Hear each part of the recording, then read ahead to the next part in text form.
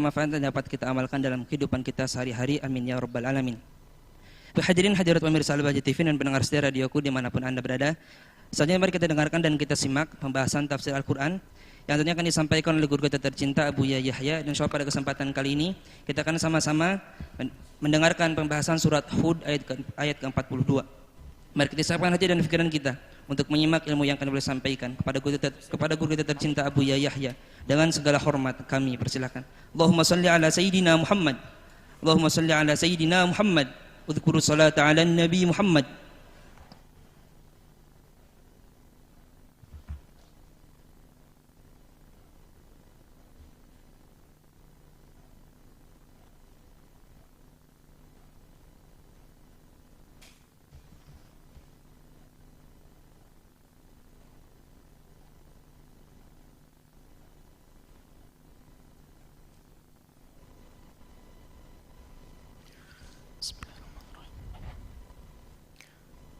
Assalamualaikum warahmatullahi wabarakatuh.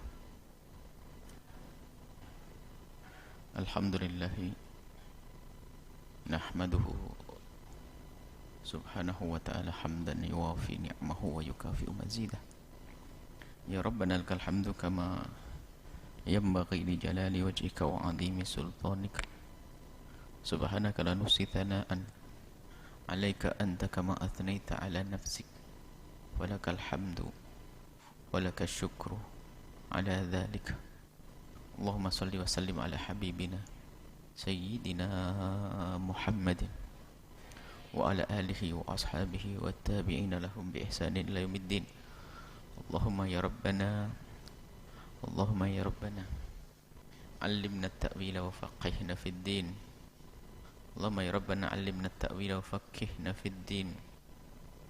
Allahumma ya Rabbana alimna ta'wila wa fakihna fid din. Nas'aluka ya Rabbana fahma ulama'ika al-amilin wa ilhama waliya'ika as-salihin. Allahumma ya Rabbana ukhsurna yawmal qiyamati ma'a zumrati habibika sayyidina Muhammad tahta liwa'ihi.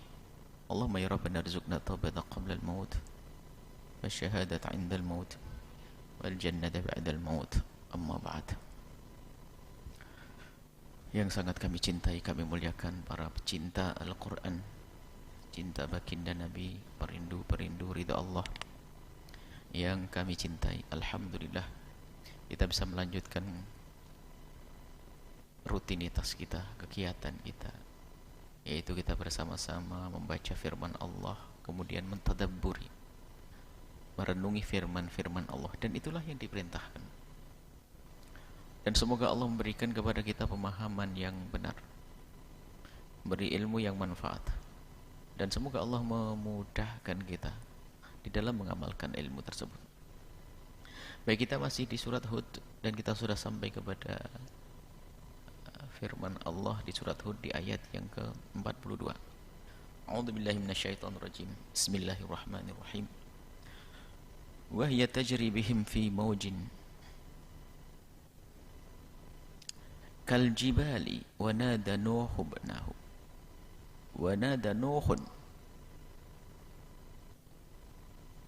وهي تجري بهم في موج كالجبال. Kita masih ingat pada pertemuan yang lalu kisah tentang pembuatan perahu oleh Nabi Nuh yang ditertawakan oleh kaumnya, dan sudah disampaikan nanti giliran kamu yang akan ditertawakan.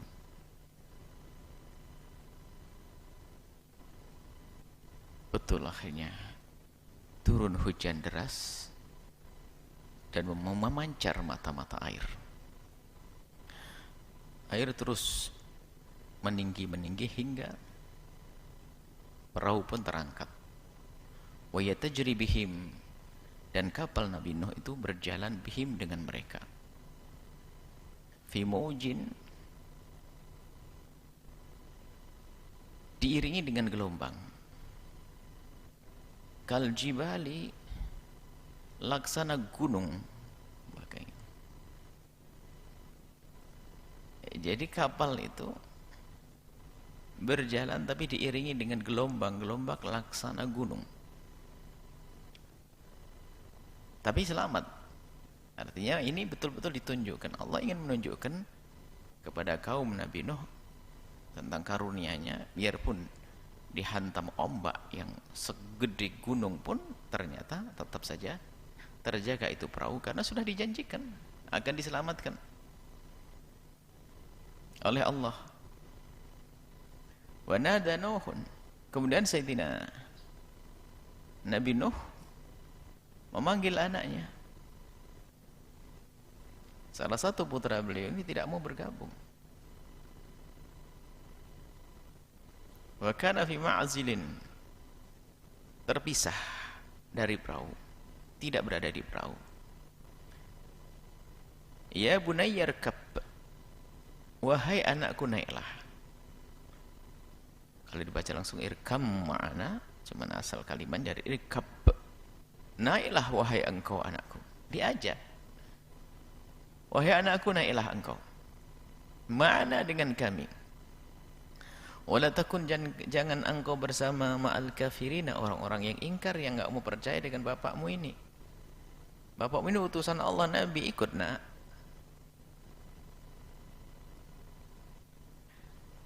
Hal yang semacam ini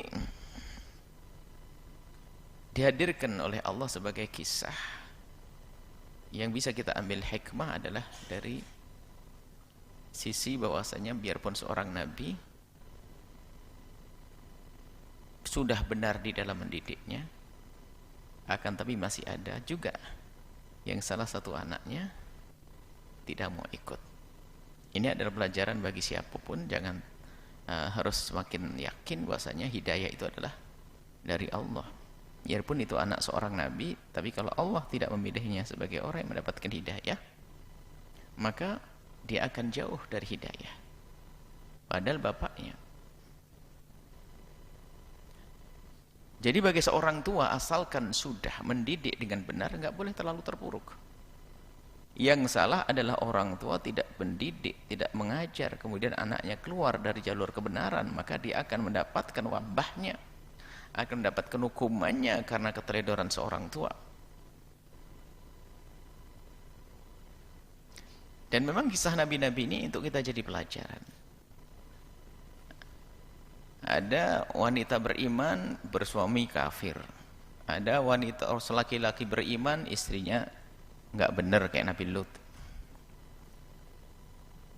Wanitanya beriman, istrinya nggak benar, Firaun. Cuman dari sisi ibrahnya, dari sisi seperti ini, sisi tarbiyah, bukan bisa diterapkan dalam syariat kita nanti orang muslim boleh menikah dengan orang kafir seperti yang difahami sebagian orang yang memang tidak dekat dengan urusan fikih dan syariat. Akan tapi ibrahnya adalah dari sisi bahwasanya biarpun kita di bawah naungan orang yang tidak beriman, tapi iman jangan terbeli, jangan tertukar seperti kisah istrinya daripada Firaun, istri Firaun. Jadi ibrahnya di situ, pelajarannya di situ. Di sini adalah Nabi Nuh yang sudah dengan benar mendidik putranya, akan tapi pun demikian tetap lepas karena hidayah hanya dari Allah. Hidayah dari Allah, yang memberi hidayah adalah Allah. Maka bagi siapapun dari orang tua tentu sedih. Nabi Nuh sedih, anaknya nggak mau ikut, tapi memang begitu. Dia nggak mau ikut, padahal sudah diperingatkan oleh ayahandanya, dididik oleh ayahandanya. Artinya sangat mungkin di generasi-generasi sekarang, agar orang tua ini tabah, kalau sudah mendidik anaknya benar kok ternyata masih jauh dari kebenaran, ya dia selamat, yang penting mendidik. Jadi yang terpenting adalah memberikan pendidikan di saat dari awal mereka mulai faham, diberi pendidikan yang benar. Maka kalau seorang tua sudah memberikan pendidikan yang benar kepada anaknya, maka terbebas urus apapun yang terjadi kepada anaknya. Maka orang tuanya membiarkan anaknya tanpa pendidikan, maka semua sepak terjang anaknya dalam dosa dan kemaksiatan, maka itu akan ditimpakan kepada ayahandanya. Janganlah engkau wahai anakku bersama orang-orang kafir. Tetap tidak mau. Qala, dia menjawab. Bahkan mengikuti ayahnya. Sa'awi ila jabalin ya'simuni minal ma'i. Aku akan menuju kepada gunung itu, ayah. Biarkan. Airnya enggak akan sampai ke puncak gunung. Aku akan di atas gunung.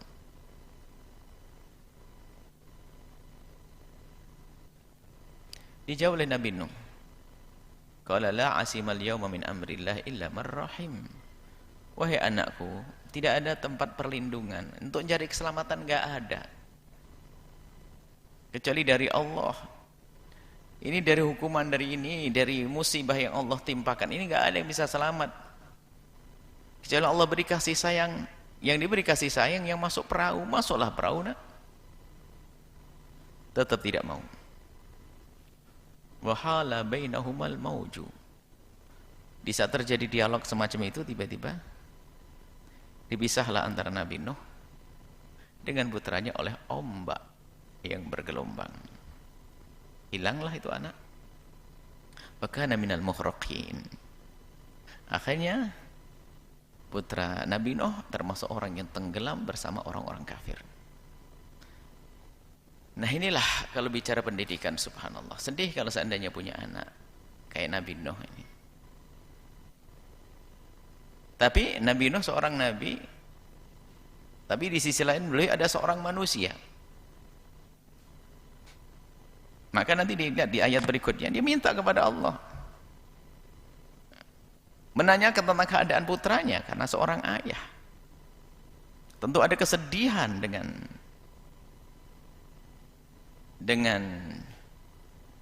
keadaan seperti itu, apa yang terjadi kepada anaknya. Wakila, dan diperintahkanlah. Ini pendidikan iman juga. Kalau ya ardu bala'i, wahai bumi, telanlah, seraplah ma'aki, airmu. Bumi diperintahkan, wahai bumi, ambil, serap itu air. Nah, kalau sudah kila ini dikatakan, ya yang nyuruh siapa? Allah. Enggak ada yang bisa menyuruh bumi untuk menelan air kecuali Allah. Maksudnya Allah memerintahkan kepada bumi, seraplah itu air. Maksudnya sudah selesai urusannya, seraplah itu air. Wa ya sama'u, dan wahai langit, aqli'i, cukup, hentilah, putuslah, hentikanlah hujanmu. Wa ghidul ma'u, akhirnya emak berkurang, airnya berkurang. Dari banjir bandang yang disertai tofan itu akhirnya berkurang. Wa ghidul ma'u wa qudiyal amru, dan sudah diselesaikan urusan orang kafir. Yang bikin kesel Nabi Nuh beratus-ratus tahun. Karena Nabi Nuh kan umurnya panjang 150. Orang bikin kesel sehari saja, Masya Allah, ini beratus-ratus tahun. Oh, enggak mati-mati mereka. Diberesin dengan banjir ini. Wa qudiyal amru, selesai. Kemudian setelah air menurun, wastawat, mana istawa, yastawi istiwaan. Jadi mana istiwa itu banyak. Istawa itu ada yang kayak bersandar, atau kalau perahu itu sudah mapan di tempatnya, sudah tidak bergerak lagi, yastawi. Biasanya yastawi di dermaganya. Kalau pohon yastawi, tegak dan tumbuh. Kalau orang duduk. Ini kalau kita bicara tentang makna istiwa, istiwa maknanya banyak. Tergantung siapa yang beristiwa itu. Maka dalam akidah kita ahli sunnati wal jamaah, untuk disawat istawa dinisbatkan kepada Allah, wong kita tidak tahu hakikatnya zat Allah, maka jangan berani-berani menerjemahkan seperti maknanya istiwanya manusia. Sehingga ulama kita menyerahkan urusan makna istiwanya Allah itu kepada Allah. Namanya ahli tahwid. Allah ditakwili dengan dalil lain. Makna istiwa kan banyak, dipilihkan makna yang paling cocok. Atau dengan dalil yang lain, itu adalah masalah. Ayat-ayat seperti itu. Ini wastawa, mana dari asal kata yang sama. Wastawat. Kemudian menjadilah perahu tersebut stawa, menetap alal judi, di atas gunung Judi. Gunung Judi ini ada yang mengatakan di Irak sana. Cuman beberapa tahun yang lalu waktu kita berada di Yaman itu ada seorang pakar arkeolog mengklaim bahwasanya Gunung Judi ada di Yaman. Dengan hujah-hujahnya tentunya. Akan tapi kaidahnya begini. Untuk mengetahui Gunung Judi tempatnya pastinya di mana itu bukan sebagian dari keimanan. Maka sesuatu yang tidak wajib kita ketahui, maka di saat kita tidak tahu pun tidak membahayakan. Makanya Yosar Ibu yang mengatakan di Irak, okelah di Irak ya. Yang jelas kisah Nabi Nuh itu benar adanya, akan tapi setelah itu berhentinya atau mendaratnya Safinah itu di Gunung Judi itu di mana? Wallahu alam. Dan yang tidak tahu tidak la yudurru, malah yudurru jahluhu. Mengetahui kebodohannya, enggak tahu tentang ini pun tidak dosa. Apakah di Irak, apa di Yaman? Yang jelas itu kisahnya. Wakilah dan dikatakanlah, maksudnya ini ada Allah yang sudah memastikan dengan hukumnya adalah bu'dan lil qaumidz zalimin, jauh dari rahmat, maksudnya celaka bagi orang-orang zalim tersebut. Yang tidak mau ikut adalah dalam celaka.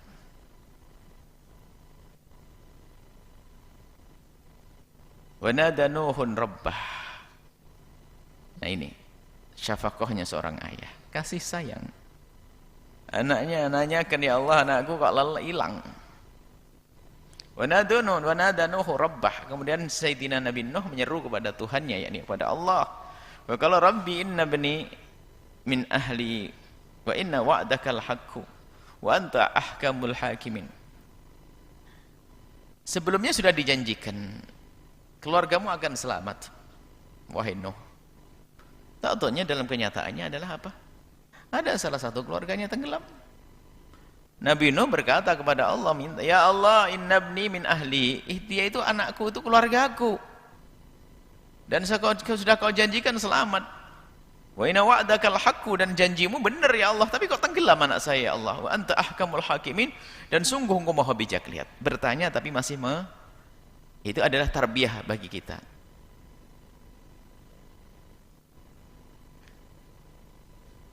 Antara hamba dengan Allah, guru dengan murid, ada tarbiyah.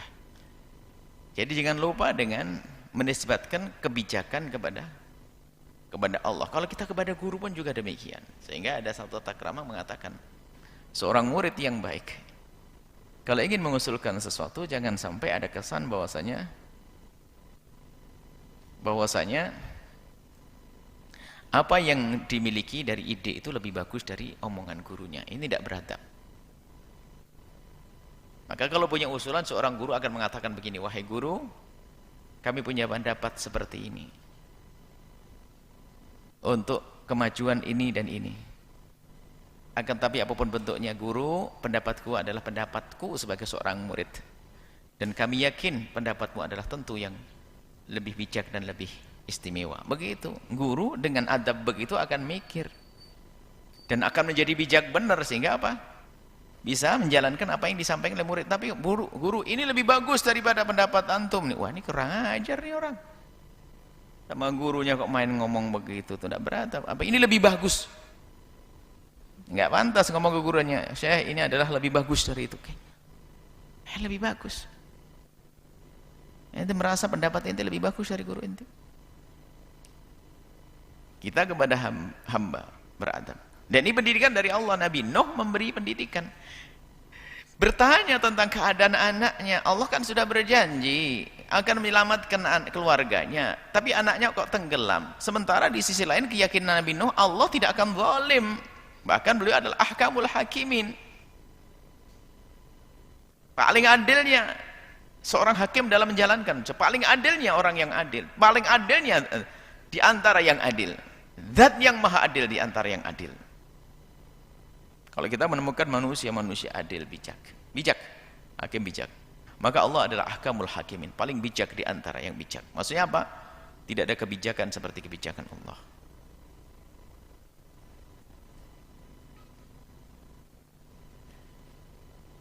Qala, Allah menjawab, ya Nuh, wahai Nuh, innahu laisa min ahlik.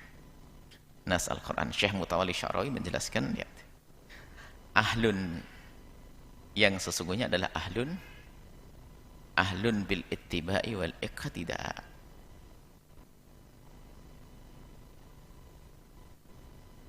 Bukan ahlun bin nasabi, ya, atau Syekh Sya'rawi. Artinya apa? Di dalam hal ini yang dianggap adalah ahlun bil ittiba', maksudnya yang dijanjikan oleh Allah, ahluk, keluargamu yang akan selamat, yang mengikutimu, yang berada di perahu. Biarpun itu anakmu, kalau nggak ngikuti juga nggak dianggap. Biar itu anakmu tapi nggak mau ngikuti.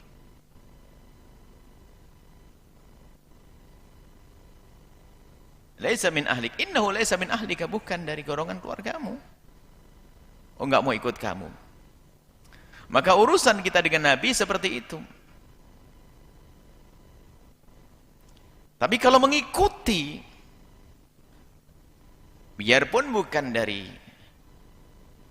nasabnya, maka menjadi keluarga. Ini yang dikatakan Syekh Mutawalli Sya'rawi di saat menjelaskan masalah ini. Dengan mencintai, dengan mengikuti. Kalau kita sambungkan dengan ahli bait Nabi, lihat, orang-orang yang sangat mencintai Nabi dianggap oleh Nabi sebagai keluarganya. Tentunya keluarga Nabi nomor satu, dzurriyyah Nabi, iya, akan tapi ada seperti Salman min ahlul bait. Salman adalah dari golongan kami ahlul bait. Artinya apa? Karena mahabbah dan kecintaannya itulah. Makanya yang tidak punya sambung nasab dengan Nabi, maka ayo menjadi keluarga Nabi dengan benar-benar mencintai baginda Nabi, mengikuti Nabi SAW. Maka dengan itu semuanya kita akan dianggap. Modal kita yaitu mahabbah dan mengikuti. Itu yang diisyaratkan oleh Syekh Sya'rawi di dalam tafsirnya. Innahu amalun ghairu shalih. Jadi apa yang terjadi kepada anakmu itu karena amalnya itu yang tidak baik. Dia nggak beriman kok. Bukan Nabi Nuh punya amal tidak soleh. Oh tidak. Wah ini berarti ini amal lah. Jadi anaknya itu amal yang ghairu sholeh. Berarti ini adalah buah karyanya Nabi Nuh yang nggak benar. Oh bukan. Sang anak ini punya amal yang tidak soleh, maka dia layak dihinakan seperti itu. Sudah cukup seperti itu wahai Nuh. Fala tas'alni, jangan kau bertanya kepadaku ma laysa laka bi ilmun, yang kamu tidak mengerti. Ini wilayahku. Allah yang Maha tahu. Kenapa ditenggelamkan putra Nabi Nuh? Dan Allah yang Maha tahu. Dan Nabi Nuh juga sudah pasrah mengatakan ahkamul hakimin.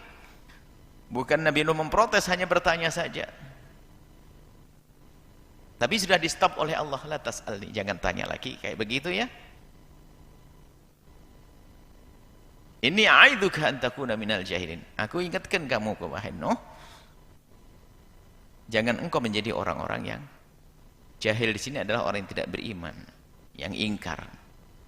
Nabi Nuh tentu tidak akan terjadi semacam itu, akan tapi ingat, semua kisah yang dihadirkan Allah di dalam Al-Quran adalah ibrah, pelajaran untuk kita.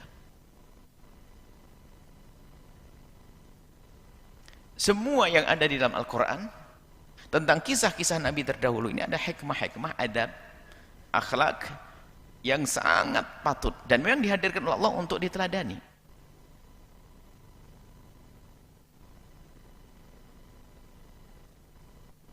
Maka Nabi Nuh bertanya, kemudian Allah Subhanahu wa taala mengingatkan. Jadi diingatkan. Bukan karena Nabi Nuh dengan pertanyaan itu salah. Oh tidak, maksudnya bagi kita, kalau ingin bertanya itu jangan sesuatu yang memang tidak boleh ditanyakan.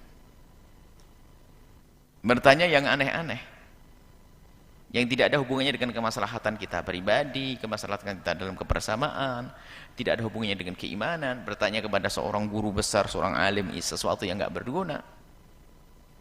Nah ini pendidikan. Atau bertanya sesuatu yang tidak tahu. Nuh masih ingin, Nuh kamu tidak tahu apa yang aku berlakukan kepada hambaku, yang tahu hanya aku. Kamu jangan tanya ya. Sehingga yang perlu ditanya adalah diri kita, bukan Allah yang perlu ditanya dengan apa yang Allah berlakukan kepada hambanya. Jangan kau bersama-sama orang yang tidak beriman itu. Kalau Rabbila, ini pendidikan lagi. Apa? Rabbila. Biarpun secara nyatanya bukan sebuah kesalahan Nabi Nuh, bukan sebuah dosa. Akan tapi di saat diingatkan, ya'iduka, itu diingatkan oleh Allah, langsung orang beriman itu mengambil posisi yang benar, yaitu apa? Nginsyafi Rabbi inni a'udzubika. Ya Allah, aku berlindung kepadamu. An as'alaka, untuk bertanya kepadamu, ma laysa li bihi ilmun, yang aku tidak mengerti. Artinya Allah, kalau begitu aku berlindung kepadamu ya Allah, jauhkan kami ke depan agar kami tidak bertanya sesuatu yang kami tidak mengerti. Cukup yang kemarin itu. Insyaf. Inilah kaidahnya orang bersalah itu seperti itu. Hadapkan kepada Allah, ya Allah, aku melakukan kesalahan begini, ya Allah, aku melakukan pelanggaran begini, aku begini, ya Allah. Lindungi kami, jauhkan kami dari dosa yang itu ya Allah.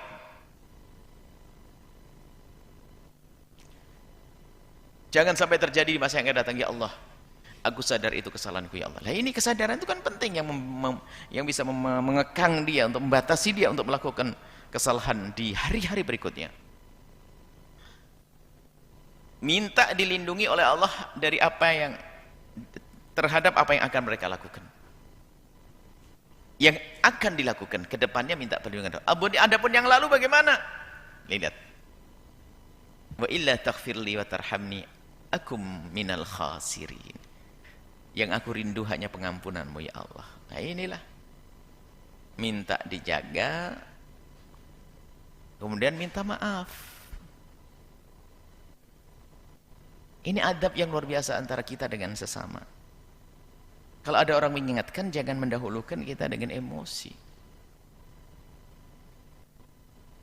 Bahkan kita harus terbuka dengannya. Tolong ke depan ingatkan lagi ya, jangan bosan-bosan ya. Terima kasih dan maafkan saya. Begitu. Ya Allah, aku minta perlindungan kepadamu agar kami tidak terjerumus kepleset lagi, dan ampunilah dari apa yang telah aku lakukan. Kalau tidak, niscaya aku akan menjadi orang yang rugi. Pendidikan untuk kita. Padahal itu bagi Nabi Nuh bukan sebuah dosa, wong bertanya kok. Dan memang ada mukaddimahnya, janji Allah bahwasanya ahluhu, keluarganya akan diselamatkan. Kemudian anaknya, putranya tenggelam, maka dia bertanya, putraku tenggelam ya Allah. Iya, itu bukan keluargamu, tapi itu perbuatannya nggak benar. Ya sudah, biarkan. Sudah, jangan tanya lagi Nuh. Baik ya Allah, mohon maaf, ampuni kami ya Allah dengan pertanyaan ini, dan jaga kami di kedepan hari agar kami tidak melakukan yang serupa. Lah, ini insyaf. Ini orang salah diingatkan mendahulukan emosi dan marah, sehingga orang lain menjadi takut untuk mengingatkan kembali. Qila ya Nuhu ihbit bisalamin minna wa barakatin alaika wa la umamin mimman ma'ak. Akhirnya Allah perintahkan, sudahlah, turun Nuh dari perahu, selesai urusanmu. Dan keberkatan akan Allah limpahkan kepadamu, dan bersama orang yang bersamamu Allah turunnya diberkahi. Karena dia adalah orang yang sukses, aman, patuh, selamat. Tapi untuk patuh ini ujiannya besar. Bagaimana suruh naik perahu di daratan nggak ada air, takut dibilang gila oleh semua orang. Buat perahu di daratan, nggak ada hujan, ada air waktu itu. Maka itu betul-betul bimbingan dari Allah, maka diberkahilah orang-orang ini.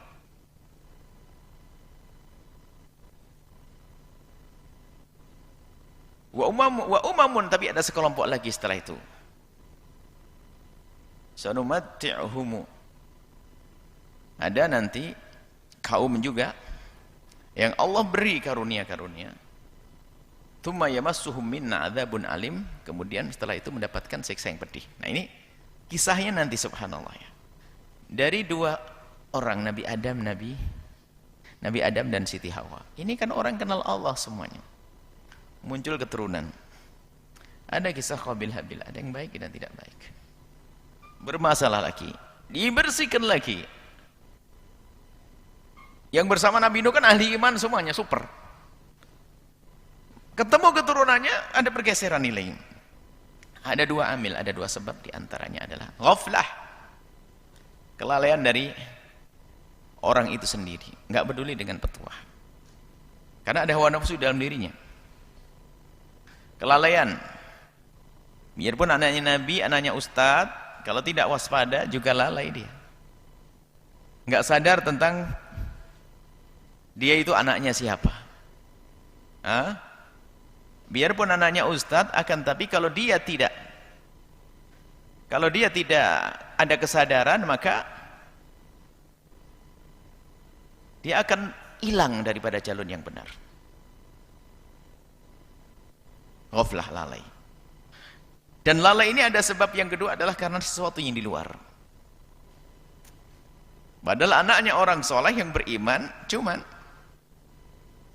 dia sudah lalai dengan pendidikan dari orang tuanya, kemudian dia bergaul dengan yang lainnya. Nah ini loh pengaruh dari luar. Kalau seandainya tetap saja mendengar, kemudian pergaulannya dibatasi, maka dia tidak akan keluar dari jalur kebenaran.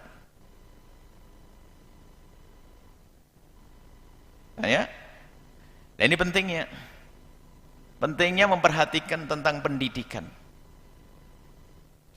Seorang anak tetap bisa berpegang dengan apa yang telah dirintis dari pendidikan dari ayahnya. Kalau memang ayahnya seorang soleh, seorang yang baik. Kemudian setelah itu menjaga pergaulan. Dengan siapa kita bergaul? Ini bergaulan dengan di luar ini, lihat. Padahal sama-sama, nah ini bergaul, obrolan-obrolan ngalor ngidul, ngomongan yang nggak jelas, sehingga yang jadi pedoman ditinggalkan, yang bukan pedoman jadikan pedoman, sehingga muncullah pergeseran nilai. Bersama berjalan waktu tiba-tiba muncul lagi, lihat, pengikut Nabi setelah Nabi Hud, Nabi Nuh adalah jauh, Nabi Hud, Nabi Shu'aib, kemudian Nabi Musa. Padahal itu semuanya kan keturunan daripada rombongan Nabi Nuh alaihissalam. Nah inilah. Kemudian setelah itu sekelompok yang lalai dan salah dalam bergaul ini adalah macam-macam, luas sekali sifatnya. Ada bergaul dengan manusia, ada bergaul dengan bukan manusia tapi ide hasil manusia, termasuk tontonan. Apa yang jadikan permainan, tontonannya apa sih? Nah kalau tontonnya nggak benar, dia nggak akan bisa benar. Pergaulannya nggak benar, maka dia nggak bisa nggak benar dia. Baik. Maka menjadilah dia terpisah daripada manhaj orang tuanya. Manhaj orang tuanya. Manhaj gurunya. Begitu juga kita ke atas kepada baginda Nabi sallallahu alaihi wasallam. Maka kapan ada penyelewengan akidah? Penyelewengan akidah sudah tidak, saat mereka sudah tidak peduli dengan relnya. Kemudian ada lagi pemikiran-pemikiran dari luar. Sehingga rata-rata penyelewengan akidah ini berangkat dari situ. Karena tidak berpegang dengan sesuatu yang ada, kemudian banyak mendengar dari yang dari luar.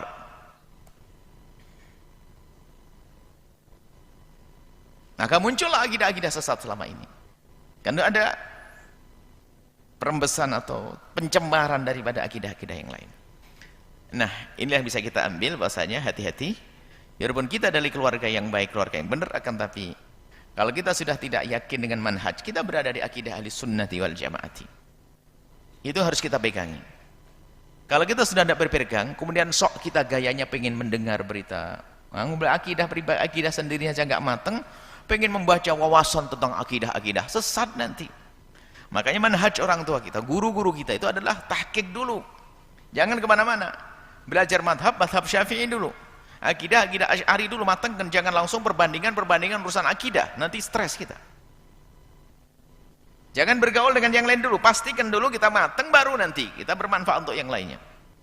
Ini manhaj yang hari ini banyak ditinggalkan oleh ulama, oleh pengikut-pengikut ulama ahli sunnati wal jamaati, sehingga diam-diam mereka dan lingkungan-lingkungan yang benar tiba-tiba berubah. Halus, perubahannya halus tanpa disadari, ya karena tadi pergaulan dengan orang-orang yang berbeda tentang keimanan dan akidahnya. Baik, ini saja yang bisa kami hadirkan pada kesempatan ini. Insyaallah kita lanjutkan pada pertemuan yang akan datang. di ayat yang ke-49. Wallahu a'lam bissawab. Baik, syukran katsiran maturkan kepada guru kita tercinta Al-Mukarram Abu Yahya. Semoga apa yang telah beliau sampaikan dapat bermanfaat dan dapat kita amalkan dalam kehidupan kita sehari-hari. Amin ya rabbal alamin. Baik hadirin hadirat pemirsa Al-Bahjah TV, pendengar setia radioku dimanapun Anda berada. Kita memasuki sesi tanya jawab. Kami akan berikan kesempatan kepada hadirin untuk bertanya, dan para pendengar dan pemirsa akan berikan kesempatan kepada Anda untuk bisa bertanya langsung kepada Buya dengan menghubungi nomor interaktif 0823 4071 3338. Kami ulangi 0823 4071 3338. Dan baik, sebelumnya kami akan bacakan pertanyaan dari sosial media terlebih dahulu yang datangnya dari hamba Allah dari Batam. Assalamualaikum warahmatullahi wabarakatuh, Buya. Waalaikumsalam warahmatullahi wabarakatuh. Saya hamba Allah dari Batam ingin bertanya, Buya. Apa hukumnya bila ikut menyumbang dalam acara hari raya orang non-muslim? Dan orang non-muslim itu juga ikut menyumbang pada tiap hari raya umat Islam. Mohon jawabannya, Buya. Terima kasih. Baik. Di saat ada orang non-muslim membantu kita, di saat acara hari raya kita, jadi pada dasarnya di dalam diri orang non-muslim itu adalah punya satu kesadaran untuk tolong menolong. Secara pribadi itu dengan watak yang baik. Akan tapi sebetulnya kalau dikembalikan kepada keyakinan dan akidahnya, belum tentu itu diperkenankan. Dan tidak semua orang non-muslim berbuat semacam itu. Yang harus Anda pahami adalah di saat mereka tidak membantu Anda tidak perlu gelisah. Karena memang ini bukan agamanya. Di saat dia tidak membantu Anda tidak perlu gelisah. Dan jangan sampai itu menjadi sebab Anda tidak baik dengan tetangga Anda. Kalau Anda sudah mulai menuntut dia harus berbuat baik kepada saya dalam rangka kebersamaan, bertetangga, toleransi, Anda sudah nggak ngerti toleransi. Karena orang tersebut punya agama yang khusus. Lah kok tiba-tiba dia membantu Anda tetap harus membalas kebaikan, tapi dia harus dengan sesuatu yang serupa.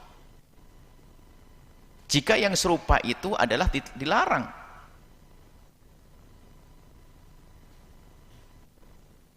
Anda bisa membantu dengan cara yang lainnya sebagai balasan kebaikan yang pernah ia lakukan. Karena tidak semua yang bisa ia lakukan kemudian kita boleh melakukan yang serupa. Tapi membalas kebaikan sebuah keharusan. Ini fahami rumus ini. Membalas kebaikan seseorang adalah sebuah keharusan. Akan tetapi cara membalas tidak harus serupa dengan kebaikan yang ia lakukan. Ada seorang non-muslim membantu pembuatan atau apa saja, datang ke tempat ibadah kita misal dan sebagainya. Anda pun kalau ingin membalas tidak harus Anda masuk ke rumah ibadahnya, cawe-cawe, bikin-bikin masalah. Anda harus. Anda bisa membantu di rumah tangganya, keluarganya, bisa saja seperti itu. Itu berarti Anda cerdas. Artinya jangan sampai kita cara membalas kebaikan harus serta-merta serupa dengan apa yang mereka lakukan. Bahkan juga sama di saat kita berbuat baik kepada mereka, bukan berarti kalau mereka ingin membalas harus sama dari yang apa kita lakukan. Tapi yang jelas membalas kebaikan itu adalah sebuah keharusan. Tanda terima kasih kita. Nah, mereka berbuat baik di saat kita mengadakan hari raya.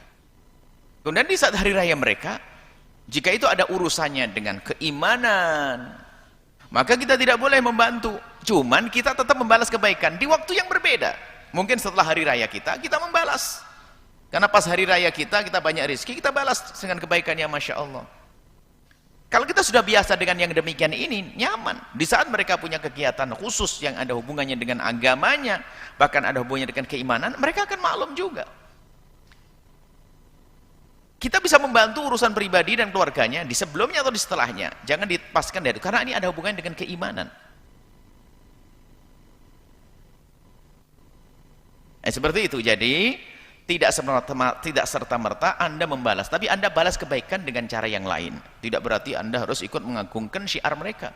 Anda bisa datang ke keluarganya secara pribadi, mungkin anaknya diberi hadiah sekolah, membantu pembiayaan sekolah dan sebagainya. Seperti anak terjalin hubungan baik. Jadi Anda harus pandai-pandai, sebab semua agama itu punya batasan-batasan. Yang tidak boleh adalah kita saling menuntut untuk orang lain berbuat kepada kita.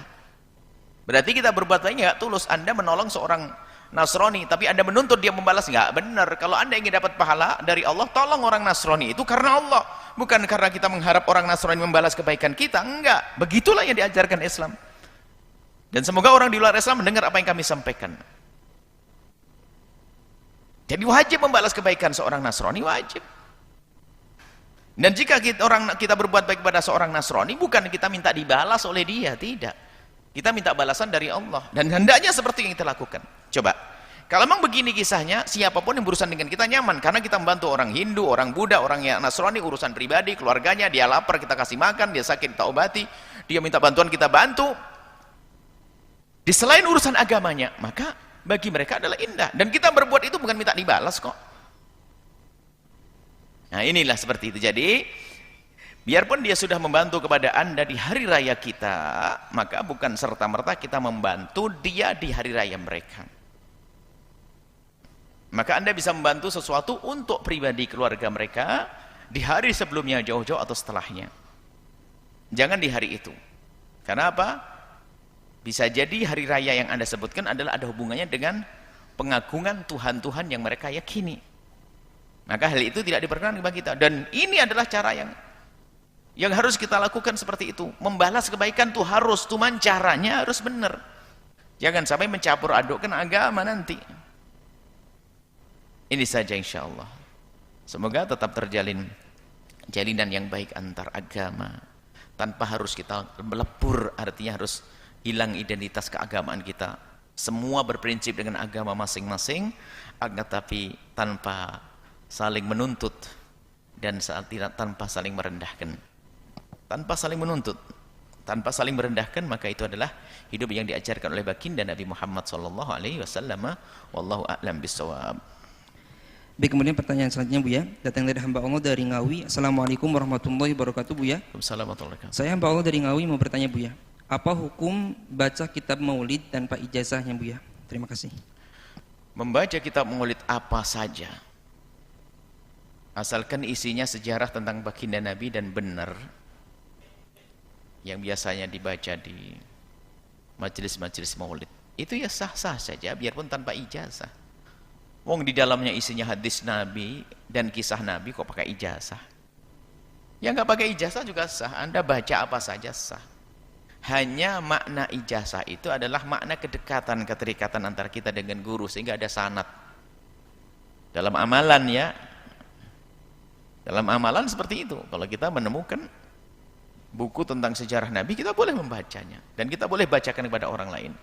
Cuman kalau dengan sanad itu lebih istimewa, tanda bahwasanya ini adalah tanda kedekatan antara kita dengan guru, guru dengan guru dan seterusnya, ya. Seperti itu. Enggak boleh tanpa apa namanya? tanpa ijazah pun diperkenankan. Wallahu a'lam bishawab.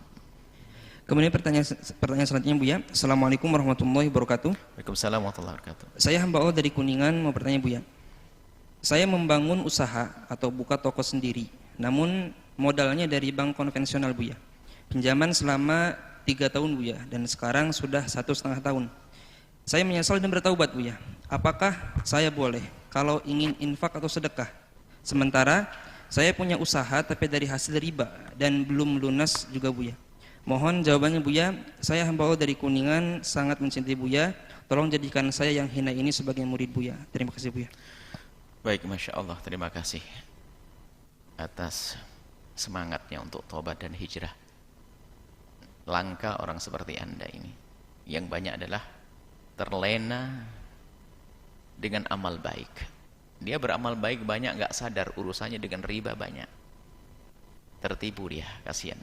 Tapi Anda ini orang yang sadar. Anda istimewa, mikir. Lalu Anda sampai bertanya, yang menyuruh Anda bertanya adalah keimanan Anda. Seruan di dalam hati Anda tentang keimanan. Modal Anda dari riba. Ambil di dunia perbankan yang ada ribanya, sehingga harus kembalikan Anda dengan bunganya. Nah, ya ini Anda bertanya ini sudah tobat. Yang repot nggak bertanya, diam-diam, bahkan takut kalau tanya nanti tambah banyak repot. Padahal dia bantu masjid, bantu ini, ya tertipu dia. Maka jawabannya yang pertama adalah cukuplah tobat Anda. Yang pertama adalah dengan Anda berjanji tidak akan mengulang lagi. Na'udzubillah. Na'udzubillah, jangan Anda menjadi tertipu. Lihat, setelah tobat nangis-nangis pengen benar, selesai urusannya, besok pinjam lagi. Innalillah, musibah.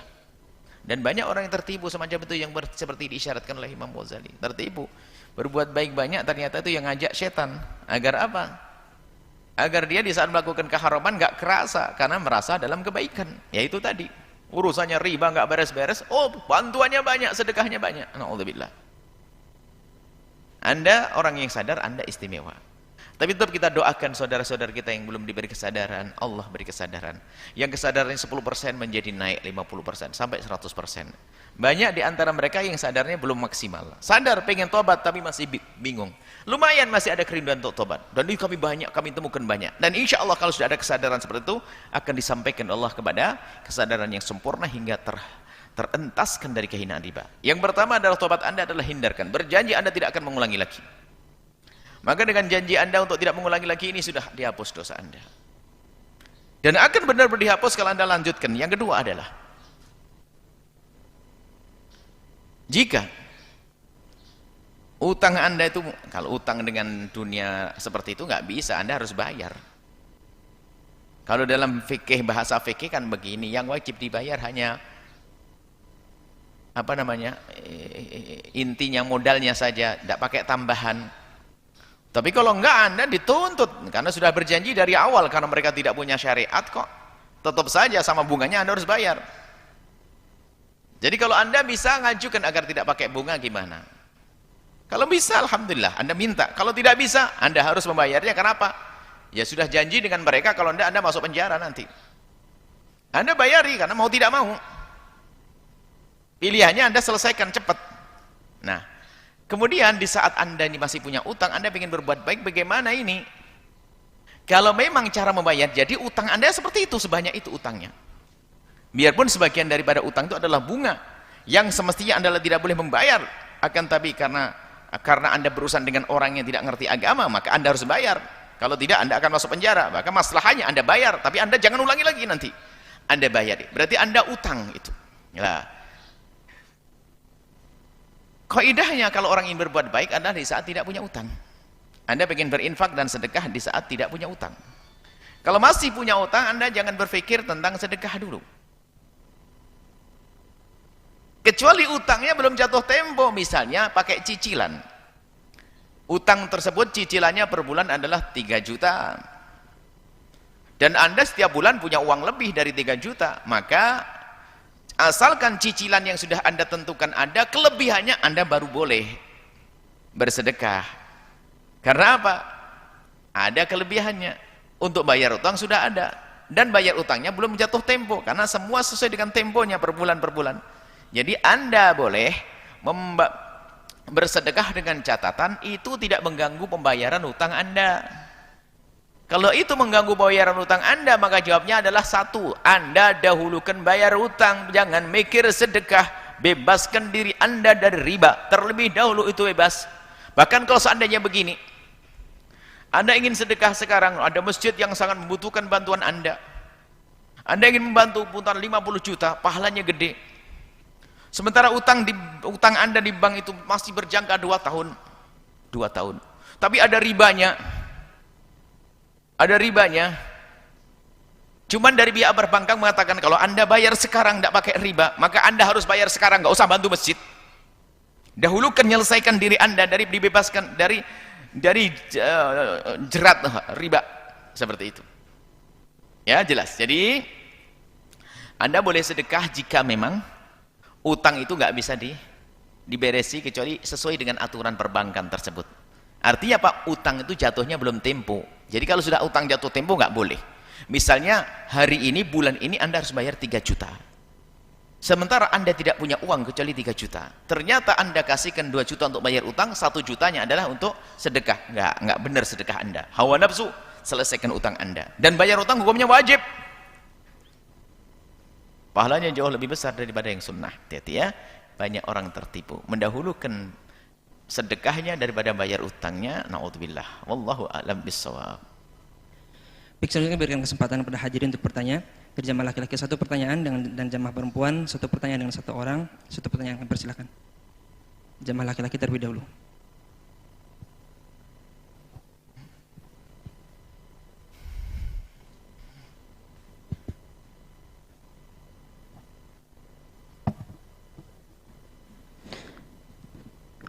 Bismillahirrahmanirrahim. Assalamualaikum warahmatullahi wabarakatuh. Allahumma sholli ala sayyidina Muhammad wa ala ali sayyidina Muhammad.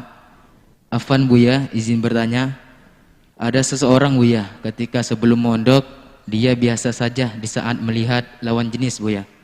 Tapi di saat pulang dia seperti orang yang takut terhadap lawan jenis. Maka dalam masalah ini bagaimana dengan pandangan Buya terhadap hal ini? Syukran jawabannya Buya. Assalamualaikum warahmatullahi wabarakatuh. Assalamualaikum warahmatullahi wabarakatuh. Di saat belum mondok dia biasa dengan lawan jenis. Setelah mondok lalu pulang takut. Dan makna takut ini takut apa? Kalau makna takutnya takut kepada Allah karena lawan jenis menghantarkan kepada kemaksiatan, maka itu keimanan. Takutnya bukan takut menganggap perempuan seperti hantu, kan? Bukan, kan? Takut ada dosa di balik ini semuanya. Itu sah. Dan itu anak baik. Itu seperti itu. Anak baik. Jadi nggak perlu urusan dengan wanita karena apa? Belum halal baginya. Berarti dia sudah ada kesadaran dia. Dulu sebelum mondok bebas dia. Bergaul dengan lawan jenis bebas. Setelah mondok ada pendidikan, ada akhlak, maka setelah keluar dia menjadi khawatir. Kalau berurusan dengan lawan jenis takut nanti ada terjadi hal-hal yang diharamkan, maka dia menghindar. Mungkin itu yang dimaksud takutnya. Takut bagaimana? Takut kayak ketakutan sama apa gitu ya? Enggak dong. Takut sama harimau, masa perempuan kayak harimau? Enggak juga. Jadi takutnya maksudnya takut kepada Allah, kalau karena itu adalah sah dan itu dibenarkan. Itu adalah baik, artinya dia terhindar insyaallah dari hal-hal yang tidak diinginkan. Karena untuk mendekat saja tidak mau, karena takut kepada Allah. Tapi yang serius, takut itu bukan action. Bukan action, tapi dari hati. Hati takut kepada Allah. Seperti itu, bukan action zahir. Action zahir Allah Maha tahu. Ada orang pura-pura, di depan orang saja kelihatannya jauh, tapi di saat sendirian naudzubillah di balik kaca ngintip, dan ini di mana apa itu? Jadi kita perlu kejujuran dengan Allah Subhanahu wa taala. Kalau memang betul seperti itu, maka ini adalah anak yang baik. Wallahu a'lam bishawab. Satu pertanyaan di jamaah perempuan, kami persilakan.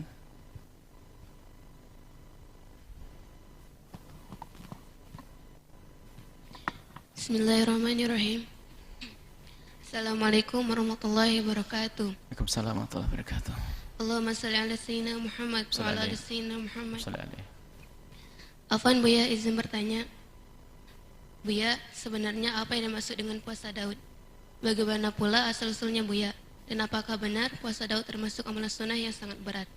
Sebab ada yang mengatakan bahwa puasa Daud tidak boleh sembarangan dilakukan, kecuali memang mendapat ijazah dan tidak boleh berhenti seumur hidup. Jika benar, apakah ada amalan lain yang dapat mengganti atau setara dengan puasa Daud Buya? Syukron Buya atas jawabannya. Syukron. Wassalamualaikum warahmatullahi wabarakatuh. Waalaikumsalam warahmatullahi wabarakatuh. Kita tidak pernah tahu puasanya Nabi Daud kecuali karena baginda Nabi menyebutkan. Ceritanya ada orang senang puasa setiap hari gini. Sampai kurus, sampai Nabi lupa. Kamu itu siapa? Saya Al-Bahili dulu yang pernah datang kepada Nabi Rasulullah. Oh, dulu kamu seger, sekarang kurus. Puasa setiap hari. Akhirnya minta diajari Nabi untuk berpuasa. Ya puasalah paling tidak ya sebulan 3 kali lah. Itu sudah cukup. Masih kurang. Ya Senin, Kamis dan sebagainya. Masih kurang. Ya sudah. Puasalah seperti puasa saudaraku Daud, puasa Nabi Daud. Puasa Nabi Daud itu adalah sehari puasa dan sehari tidak. Ini adalah sunnah dan enggak pakai ijazah. Yang pengen teruskan enggak, jangan pakai aturan sendiri. Siapa mengatakan harus umur hidup? Sunnah kok jadi wajib? Ini ilmu dari mana itu? Jangan seksa orang yang berbuat baik. Akhirnya mau mengambil puasa Daud enggak berani. Kenapa? Karena kalau puasa Daud harus selamanya. Siapa bilang? Sunnah kok jadi seterusnya? Ini dari mana? Ini kadang-kadang ilmu itu diambil dari orang asal-asalan begitu. Selagi puasa itu sunnah, ya sunnah. Mungkin tahun ini Anda bisa menyelesaikan puasa Daud. Alhamdulillah, bulan ini puasa Daud. Setelahnya saya puasa setiap hari. Setelahnya wajar, sunnah ya sunnah. Jangan ditakut-takuti, ini mungkin pakai ijazah lagi. Ijazah apa? Seperti Senin Kemis, Nabi sudah menyebutkan, Nabi sudah menganjurkan, Nabi mengajarkan, selesai. Pakai ijazah, sudah pakai ijazah diikat. Harus terusnya. Berat, nggak bisa. Memang berat puasa Daudnya apa? Puasa Daud beratnya apa? Kalau orang biasa puasa setiap hari itu jam makannya itu teratur, tertata. Tapi kalau puasa Daud tuh, aduh susah. Berat dari sisi ngamalkannya yang paling berat dong. Hari-hari puasa, sehari tidak. Tapi ternyata bagi sebagian orang juga mudah. Nggak ada harus pakai ijazah seperti itu. Dan yang pengen berhenti. Puasa Daud bisa berjalan dalam seminggu selesai, boleh. Sebulan boleh. Ini Daud, maksudnya Daud itu surahnya Nabi Daud. Saya pengen puasa Daud, sehari puasa besok tidak, sehari puasa besok tidak. Kalau ternyata mestinya hari ini saya tidak puasa Daud, kebetulan hari Senin puasa hari Senin. Karena puasa hari Senin dikukuhkan, diajarkan Nabi SAW. Jadi jangan kaku bener maksudnya. Enggak boleh puasa hari ini, kenapa? Saya kan puasa hari Daud. Maksudnya apa? Giliran puasanya kan hari Ahad. Berarti Senin nggak boleh saya puasa. Dari mana ilmu itu? Hari Senin puasa, hari sunnah kok jadi nggak boleh puasa? Ya puasa hari Senin. Daudnya gimana? Nanti Selasa jangan puasa. Biar terlihat setelah puasa tidak. Jadi ingat, selagi sunnah adalah tetap sunnah, kecuali sudah nazar. Nah, saya nazar akan puasa hari Senin, maka besok hari jadi wajib. Kalau enggak tetap sunnah. Jadi jangan ditakut-takuti orang. Akhirnya orang mengamalkan puasa Daud ketakutan. Kenapa? Harus seumur hidup. Dah ada itu semuanya. Baik, semoga Allah mudahkan kita melakukan kebaikan. Sunnah adalah tetap sunnah. Dan rindulah untuk melakukan sunnah. Coba semua sunnah. Sesaat puasa Daud, sesaat puasa ini puasa, Masya Allah. Itu puasa, kata Nabi, sebaik-baik puasa adalah puasa yang dijalani oleh saudaraku Nabi Daud. Ya sumu yauman, yuftiru yauman. Sehari berpuasa, sehari berbuka. Seperti itu, wallahu a'lam bissawab. Baik, kemudian pertanyaan selanjutnya Buya, datang dari hamba Allah dari Karawang. Assalamualaikum warahmatullahi wabarakatuh Buya. Waalaikumsalam warahmatullahi wabarakatuh.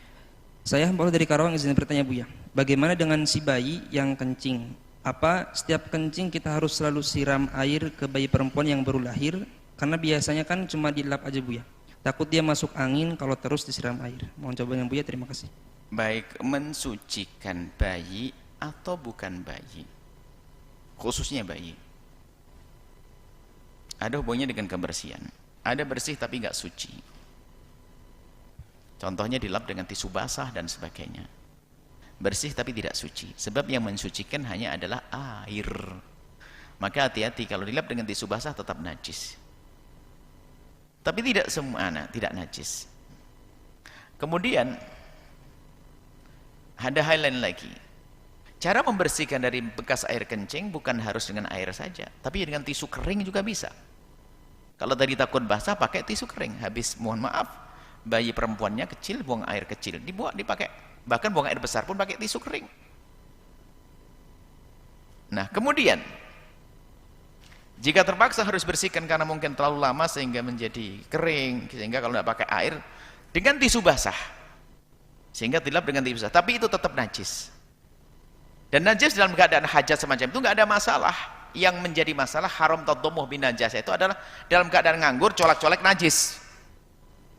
Itu yang nggak boleh. Tapi dalam keadaan semacam itu boleh. Nah, pembahasan tentang najis biasanya dihubungkan dengan sholat. Selagi anak anda tidak anda bawa ke sholat, ya nggak ada masalah. Ada najis di dalamnya, ada pempas di dalamnya, ada ini, ya nggak ada masalah. Artinya tetap anda bersihkan.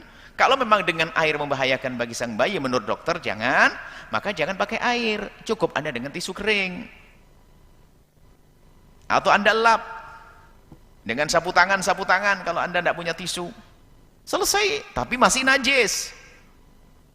Dan tidak menjadi dosa karena memang tempatnya semacam itu dan ada hajat, apalagi takut masuk angin, tidak usah pakai air, tapi tetap najis. Tidak boleh anda gendong untuk melakukan sholat. Seperti itu. Jadi mudah. Jangan sampai memaksakan. Jadi mencucikan najis itu adalah yang wajib kapan? Adalah di saat kita mau melakukan sholat. Bayi yang tidak dibawa sholat, ya biarkan semacam itu. Apalagi selagi Anda tadi hajatnya apa? Khawatir nanti masuk angin, ya sudah jangan pakai air, cukup dengan tisu kering. Kalaupun harus dengan tisu basah, maka tetap harus kita ketahui bahwasanya berarti bayi itu masih najis. Artinya masih najis ya, tidak boleh kita bawa dalam sholat. Kalau najis masih kita gendong, nggak ada masalah, asalkan najis dibungkus dengan kain, baju yang kering, dan kita juga kering. Najis tidak akan berpindah kepada kita. Jadi jangan terlalu repot, takut bayi diguyur terus di musim dingin lagi, di tempat yang dingin, Masya Allah. Betul-betul bukan masuk angin dia, ngemigil-gemigil ya. Makanya perlu ibu-ibu ngerti bab-bab yang semacam ini. Semoga Allah memberikan pemahaman yang benar. Wallahu a'lam bishawab. Kemudian pertanyaan selanjutnya Bu ya, tentang dari hamba Allah dari Surabaya. Assalamualaikum warahmatullahi wabarakatuh Bu ya. Waalaikumsalam warahmatullahi wabarakatuh. Saya hamba Allah dari Surabaya mau bertanya Bu ya. Bagaimana menanggapi anak yang ingin keluar dari pondok pesantren? Insya Allah bukan karena enggak betah Bu ya, tapi karena tidak suka dengan lingkungan yang sekarang ini, perihal akhlak dan adabnya. Mohon bantuannya Bu ya. Jazakumullah khairan katsiran. Baik, yang pertama bagi wali santri. Tidak semua berita dari anakmu sendiri harus Anda dengar. Tapi tidak semua berita dari anakmu Anda tolak.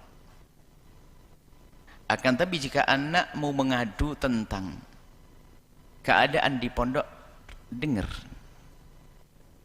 Dan jangan langsung memutuskan. Kadang sebagian orang tua dengar berita dari anak langsung marah ke pondok, ya enggak benar. Anaknya menyampaikan akhlaknya di pondok tidak baik, Anda dengar. Tapi Anda jangan percaya dulu, bisa jadi anak kita yang enggak baik akhlaknya. Alasannya begitu, anak sebetulnya saya kerasan di pondok Umi, cuman di pondok akhlak yang baik. Itu kan alasan bisa jadi. Tapi bisa jadi anak Anda memang anak baik, makanya dengar dulu, jangan gampang percaya. Ini kelemahan wali santri, itu gampang percaya omongan anaknya dulu. Sehingga tiba-tiba gurunya dilabrak, wah ini alamat ilmunya hilang itu. Anaknya sudah double, anaknya pembohong, dusta, didengar sama bapaknya, wah alamat jauh dari pondok. Dengar dulu apa kata anakmu. Kalau anakmu bahasanya ngritisi pondok, misalnya mengatakan pondoknya akhlaknya kurang dan sebagainya, itu cukup direkam di otak. Kemudian dicermati, datang ke pondok, bertanya tentang hal yang semacam ini. Jika ternyata di pondok tidak ada berita kenakalan anak kita, berarti benar omongan anak kita mungkin.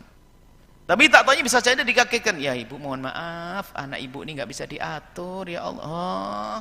Berarti dia yang bandel, sudah salah nyalain orang lain, mau dipercaya begitu? Nah ini, kadang ibu, bapak itu gampang percaya sama, lihat, kalau sudah seorang tua itu gampang percaya dengan omongan anaknya, nggak diserik, nggak difilter, nggak dipilah-pilah, maka lihat, anaknya nggak bakal betah di pondok. Sebab dia punya, anaknya punya jiwa jelek, ngadu domba antara pondok dengan ibundanya. Jadi langkah Anda yang pertama, jangan turun itu dulu itu sang anak, cek dulu keadaan yang sesungguhnya. Sebab kalau memang betul di pondok itu adalah akhlak yang tidak baik, ini peluang bagi Anda untuk membuat perubahan di pondok tersebut, memberikan usulan kepada sang kiai tanpa harus mencabut anak Anda. Kalau seandainya di pondok itu ada perubahan, anak Anda ikut berubah baik dengan mereka. Yang salah adalah langsung Anda turuti, Anda cabut dari tempat tersebut. Kenapa? Saya pernah dengar berita dari Buya, kalau akhlaknya nggak benar cabut saja. Saya kan pernah ngomong begitu. Itu kalau sudah terbukti kata-kata anak belum tentu.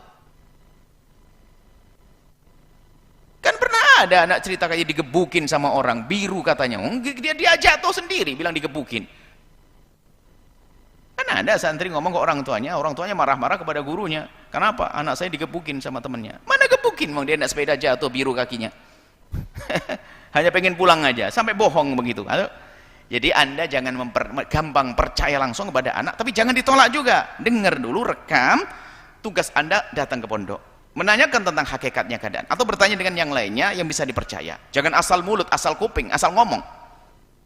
Setelah itu Anda bisa buat perubahan atau tidak. Kalau sudah ada sebagian itu, kami pernah menyuruh seorang bapak mencabut anaknya tapi tidak dipindah ke pondok ini, suruh pindah ke pondok lain, karena kami tidak ingin seperti itu. Seorang bapak bertanya, anak saya Buya, di pondok ada kejadian begini, saya juga ragu apakah betul anak saya, apakah betul omongan anak saya. Jadi pelanggaran syariat, pelanggaran lakukan keharaman. Akhirnya datang ke ustadz, malah ngomong gini ustadznya, oh pak kalau gitulah biasalah di sini memang ya sudah biasa. Bener Anda mendengar biasa kata kiainya? Iya biasa. Kalau sudah dia mengatakan biasa, keluarkan dari pondok itu. Wong pelanggaran syariat dikatakan biasa. Kalau kiai mengatakan astagfirullah gimana? Wah, itu baru benar kiainya. Biasa. Wong salah kok biasa. Ya ini sudah terbukti cabut itu anak. Tapi kalau belum terbukti jangan buru-buru cabut. Tapi kalau sudah terbukti pun jangan juga dicabut. Terbukti tapi dari kiainya ingin buat perubahan, bantu, biarkan anakmu di situ, bahkan anakmu sebagai penyempurna. Tapi kalau sang guru itu menganggap sebuah kesalahan menjadi bukan sebuah kesalahan, wah repot, nggak bisa dibenahi, cabut anakmu saat itu. Itu prosesnya. Jangan langsung dituruti omongan anak, yang salah anak kita, jangan-jangan. Seperti itu. Ya, dicek kembali, dicek dulu. Dan kita harus tetap husnudzon kepada lembaga pendidikan yang rawat anak-anak kita. Kalaupun setelah dicabut anak kita, nggak perlu kita menggunjing terus. Misalnya anak kita cabut dari tempat tersebut karena kurang akhlaknya, nggak perlu kita sebar ke sana kemari. Akan tapi kita cukup menjaga diri kita sendiri, dan nanti kalau ada kesempatan kita buat perubahan di tempat tersebut gitu. Jangan menyebar fitnah, bukan menyebar fitnah, menyebar kejelekan. Wah, pondok itu gini, jangan gitu. Ya nggak boleh, nggak pantas juga. Karena umumnya pondok itu tetap saja ada masalahnya biarpun ada kekurangannya. Seperti itu, wallah alam bisawab.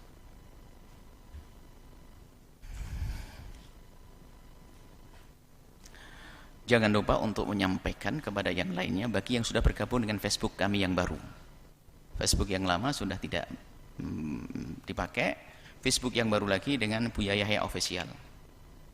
Maka mohon disampaikan kepada yang lainnya, dan itu bagian daripada jihad Anda. Karena Facebook ini termasuk media yang bisa bermacam-macam, bisa video, bisa tulisan, bahkan buku-buku kita sebarkan. Yaitu linknya adalah www.facebook.com/Buya Yahya Official. Linknya. Ya. Baik, kemudian jangan lupa untuk program pembebasan tanah yang sampai hari ini belum tuntas. Semoga Allah mengirim ahli surga dan Anda dipilih. Langsung ke Bank Syariah Mandiri, nomor rekening 777444179, kode bank 451, atas nama Wakaf Tanah dan Pembangunan Al-Bahjah. Informasi dan konfirmasi ke 085311222225. Kemudian juga infak pembangunan studio Al-Bahjah TV. Infak pembangunan studio Al-Bahjah TV. Kita belum punya studio, semoga Allah mudahkannya. Langsung ke B. Kebutuhan ini segera, ini kebutuhannya mendesak. Sebelumnya kebutuhannya lebih besar dari ini. Tapi darurat kita untuk menghadirkan yang sekitar yang kecil dulu 150 jutaan ke Bank Syariah Mandiri. Bank Syariah Indonesia, ini rekening baru ya. Bank Syariah Indonesia nomor rekening 7311 555 atas nama Al-Bahjah TV.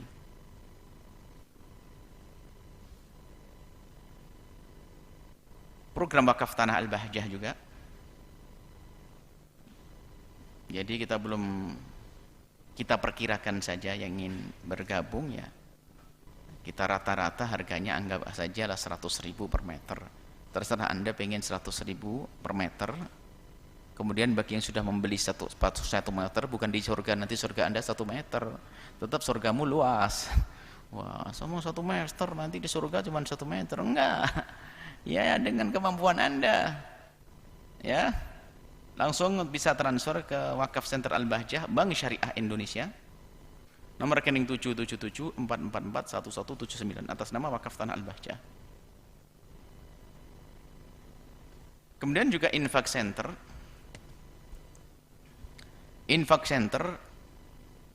untuk mengembangkan dakwah operasional pondok pesantren dan seterusnya. Langsung ke Bank Syariah Indonesia. Oh, ini berubah semuanya. Bank Syariah Indonesia mana? Bank Syariah Indonesia nomor rekening 72004292 atas nama Yayasan Al-Bahjah. Bank Syariah Indonesia nomor rekening 74070333 atas nama Yayasan Al-Bahjah. Kemudian program pendidikan yang ada di Al-Bahjah, pondok pesantren Al-Bahjah, ada pendidikan formal dan non formal. Pendidikan formalnya adalah pendidikan formal SD, SMP, SMA, ada di pusat sini, ada di cabang. Cabangnya adalah Camblang, Buyut, Cianjur, Batam, Tulungagung, Blitar untuk sementara. Kemudian pendidikan non formalnya adalah tahfidzul Quran di anak-anak kecil. Kemudian usia dewasa 15 tahun ke atas namanya tafakuh atau pesantren salaf. Mereka belajar agama dengan benar serius, khusus agama.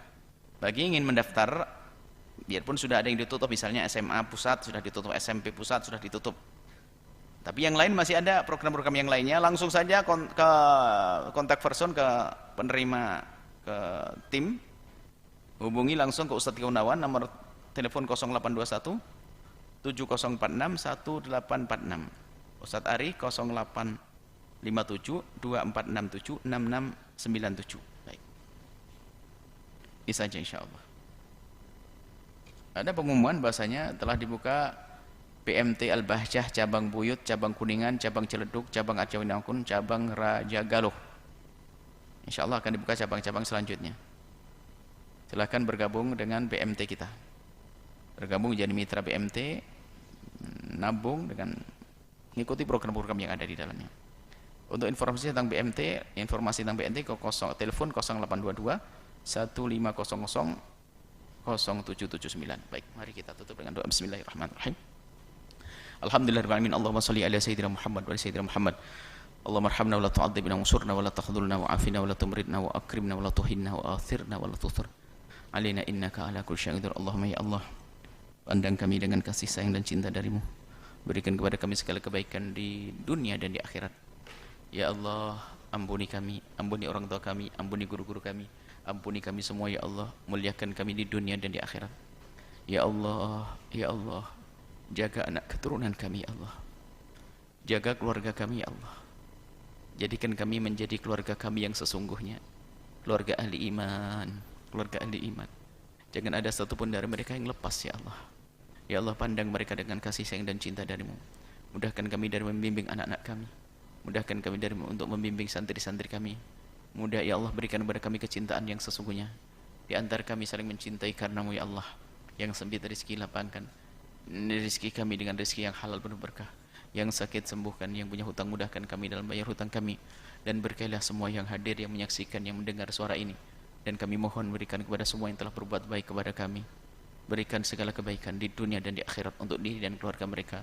Kirimkan kepada kami hamba-Mu yang tulus dan ikhlas ahli surga-Mu, yang bisa berjuang bersama kami, dan kami mohon jadikan kami bersama mereka ya Allah. Dan kami mohon ya Allah, wujudkan keindahan dalam rumah tangga kami, suami istri yang saling mencintai karena-Mu, dengan anak yang soleh-solehah, yang dibanggakan oleh kekasih-Mu Nabi Muhammad. Dan kami mohon ya Allah, ya Allah, ya Allah, ya Allah, jaga kami semua. Jaga negeri ini, jaga bangsa ini, jauhkan dari segala percekcokan. Dan kami mohon ya Allah, jauhkan negeri ini dari ya Allah orang yang ingin membuat kerusakan di dalamnya. Dan panjangkan umur kami dalam ketaatan serta sehat walafiat. Berikan kepada kami semua husnul khatimah, mati dalam keadaan iman. Dan kami mohon ya Allah, jadikanlah ucapan kami di akhir hayat kami kelak saat Engkau hendak mencabut nyawa kami. Kami ingin saat itu ya Allah, hati dan lidah kami mampu mengucapkan kalimat agung dan mulia, La ilaha illallah Muhammadur Rasulullah, La ilaha illallah Muhammadur Rasulullah, La ilaha illallah Muhammadur Rasulullah sallallahu alaihi wasallam. Rabbana atina fid dunya hasanah wa fil akhirati hasanah wa qina adzabannar. Wa sallallahu ala sayyidina Muhammadin wa ala alihi washabbihi wasallam. Alhamdulillahirabbil alamin. Kita baca doa. Bismillahirrahmanirrahim. La ilaha illallah al-azimul halim. La ilaha illallah Rabbul arsyil azim. La ilaha illallah Rabbus samawati wa Rabbul ardi wa Rabbul arsyil karim. Allahumma inni a'udzubika minal barasi wal jununi wal judhami wa min sayyi'il asqami. Al-Fatihah.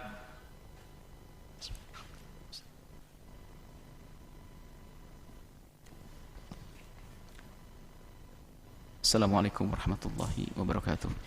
Waalaikumsalam warahmatullahi wabarakatuh. Baik hadirin hadirat pemirsa Al-Bahjah TV dan pendengar setia radioku dimanapun anda berada. Demikianlah majlis pada kesempatan kali ini. Dan jangan lewatkan esok hari kami akan kembali bersama anda setiap ahad pagi dalam program Hadis Radio Sholihin, tentunya bersama guru kita tercinta Abu Yahya. Dan akhirnya saya Muhammad Farhan Nawawi dan segenap yang bertugas mohon pamit undur diri. Terima kasih atas perhatian anda semua. Kita tutup dengan doa kafaratul majlis. Subhanakallahumma bihamdika asyhadu an la ilaha illa anta astaghfiruka wa atubu ilaik. Wassalamualaikum warahmatullahi wabarakatuh.